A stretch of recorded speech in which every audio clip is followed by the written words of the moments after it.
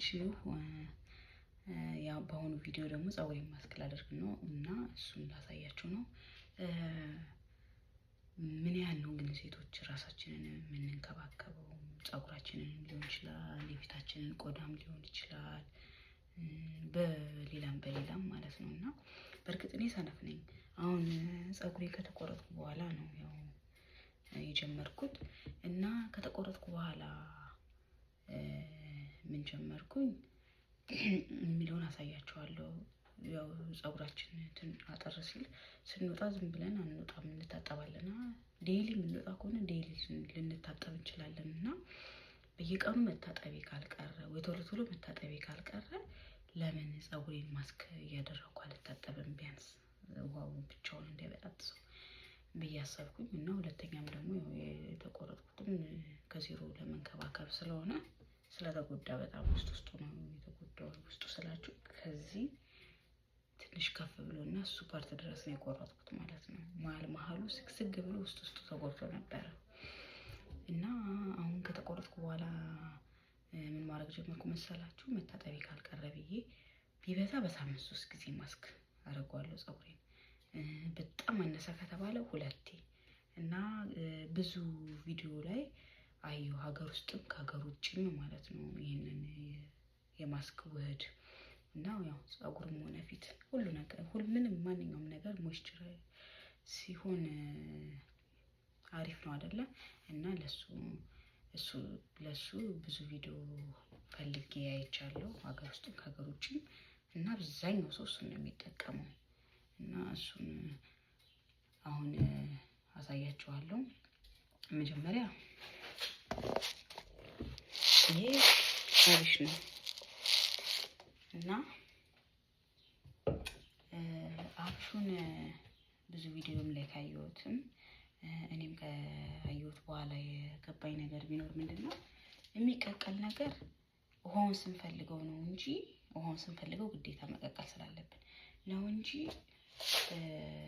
ይሄንን ራሱን የምንፈልገው ሲሆን ስንቀቅለው ንጥረ ነገሩ ይጠፋል። አሁን ለምሳሌ አንዳንድ ከምግብ ራሱ እሳት ሲነካው፣ አሁን አቮካዶ ለምሳሌ ጥሩን ስንበላና እሳት ሲነካው ይለያያል አይደል? ልክ እንደዛ ይሄም ደግሞ የሚጠፋ ንጥረ ነገሩ የምንፈልገውን ንጥረ ነገር ስለሆነ የምናጣው ቪዲዮን ላይ እንዳየሁት እኔም ደግሞ አልቀቅልም ብዬ አስቤያለሁ። እና ደግሞ ደስ የሚለው አብሽ ብዙ አይፈልግም ማለት ብቻውን ስላልሆነ የምንጠቀመው ስለምንጨማመርበትም፣ ሁለተኛ ፀጉሬን ማቸናት ያው ለእናንተም ይሆናል። ብዙ አይፈልግም ግን ያው እኔ አንድ ጊዜ ነው እንትን የምለው የማደርገው። ምክንያቱም ቶሎ ቶሎ ከምፈጭ ቶሎ ቶሎ ከማዘጋጅ ፍሪጅ ውስጥ ማስቀመጥ ስለምንችል አንድ ጊዜ እንትንልና አዘጋጀውና ከዛ ለ3 ጊዜ ይሆነኛል። 3 ጊዜ እጠቀመዋለሁ። ያ ማለት በሳምንት 3 ብጠቀም ለአንድ ሳምንት ይሆነኛል ማለት ነው። ስለዚህ መጀመሪያ አብሹን ያው አይቀቀልም ብያችሁ አይደል? አብሹን ያው በሳምንት 3 ስለማረገው ነው ያበዛሁት። አብሹን እንተፈተፈዋለን።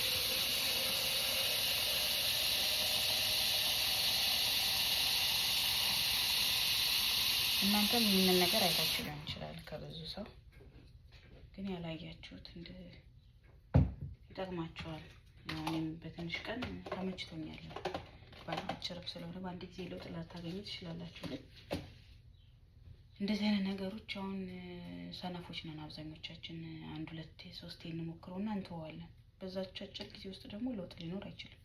አከታትለን ነው መጠቀም ያለብን። በቃ አከታትለን 1 አመት፣ ያው ከዛ በኋላ ማቆም አለብን እያልኩ ሳይሆን ለውጡን ለማየት ቢያንስ 1 አመት መቆየት አለብን እንጂ በአንድ 2 3 ሙከራ በወር ውስጥ ምናምን በአንድ ወር ውስጥ እንትን ማለት አይኖርብንም። እና ይሄን ዘፈዝፈውና 24 ሰዓት ቢያንስ 24 ሰዓት መቆየት አለበት። ያው ከዛ በኋላም ሲቆይ ደግሞ ይበቅላል። ባለፈው እንደዛ ሆኖብኝ ነበርና 24 ሰዓት ተዘፍዝፎ ይቆያል።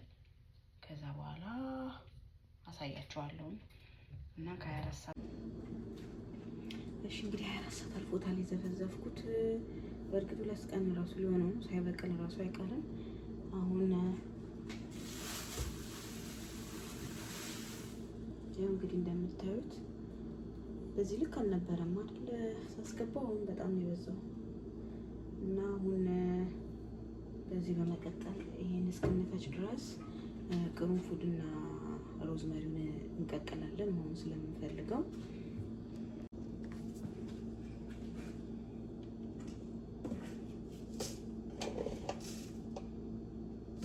ሮዝመሪ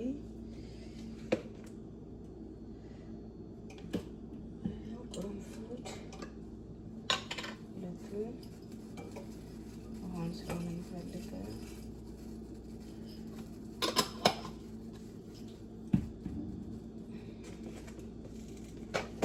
ያን እስከምፈጭ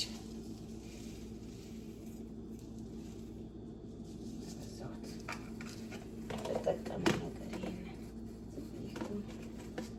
ነው የምንፈልገው። ከዛ ሻችንን እንፈጫለን። ይሄን እስከዛ ይቀቃል። እሺ አሁን ይሄንን እንፍጭ። የተገባ መፍጫ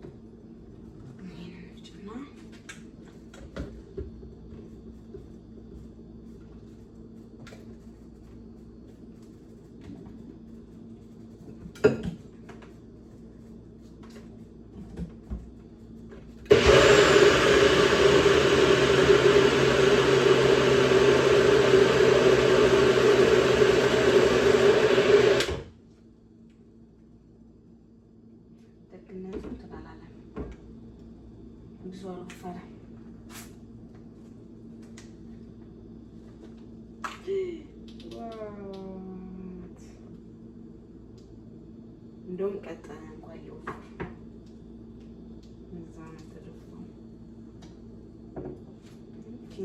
አሁን ትንሽዬ ኦሊቭ ኦይል እና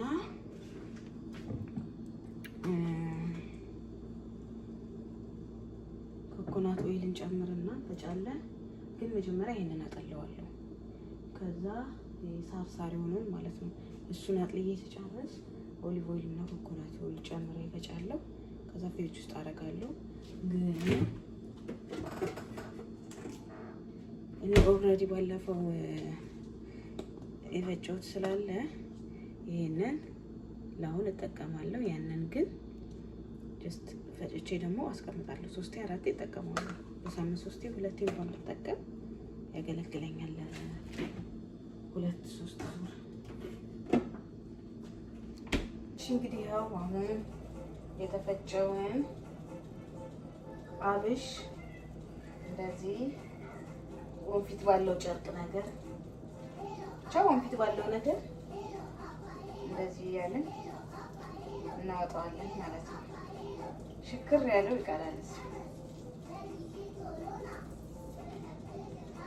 ወፍሮብኝ እንትን ጨምሬበታለሁ። የቅርንፉድና ምንድነው ስሙ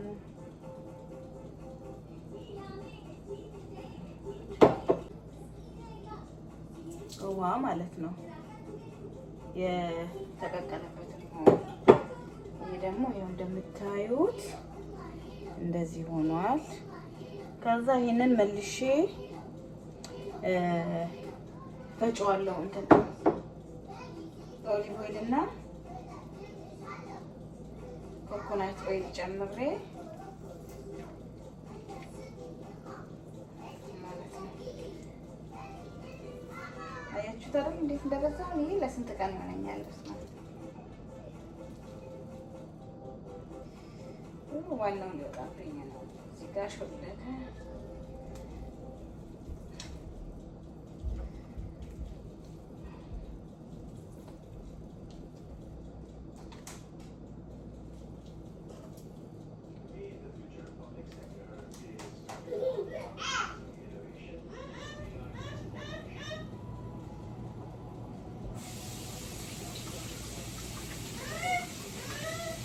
ሌላም ስላለ አሁን እንግዲህ እንደምታዩት ይሄም አለ ኦሊቭ ኦይል፣ ኮኮናት ኦይል አለ። ሁለቱን እንጠቀማለን ማለት ነው።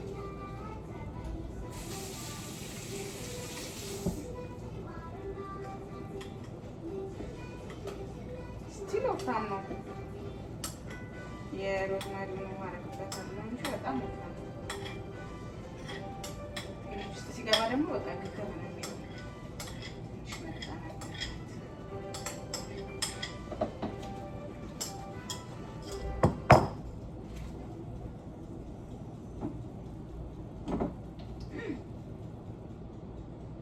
እንደ ቅባት ያገለግላል ማለት ነው። ትንሽ ጨምርበት መሰለኝ።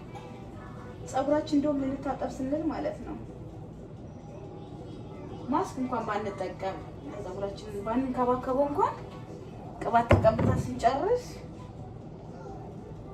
መታጠብ እንችላለን። ልክ ልንታጠብ ስንል መቀባት እንዳይጎዳ ይረዳል ፀጉራችንን ማለት ነው። ድርቅ እንዳለ ከመታጠብ በቅባት አርሶ በቃ የሆነ የለም ማሳጅ አድርገን መታጠብ።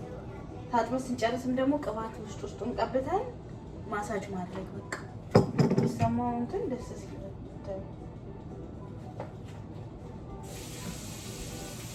ቆዳችን ምናምን ይፈልጋል።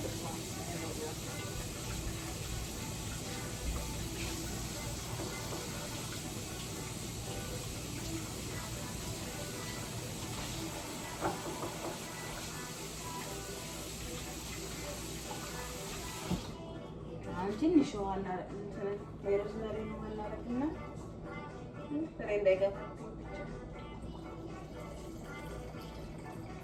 ትንሽ ቀጠነው። በጣም ቆንጆ ይሆናል።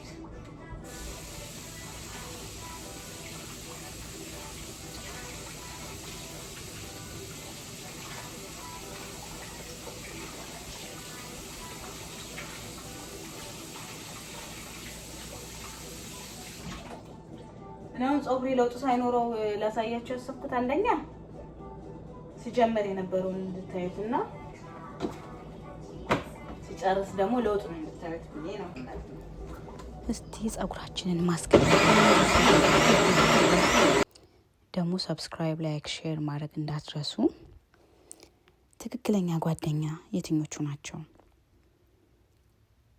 ያው እንግዲህ አሁን የምናገረው እኔ እንደተሰማኝ እኔ እንደማስበው ነው። ሁሉም ሰው ላይቀበለው ይችላል። ግን እንደኔ አመለካከት ትክክለኛ ጓደኛ ማለት ያንቺን ገመና በአደባባይ የምታወጣ ሳትሆን እንደ ራሷ ገመና ሚስጥርሽን የያዘችልሽ ብትጣሉም እንኳን ማለት ነው።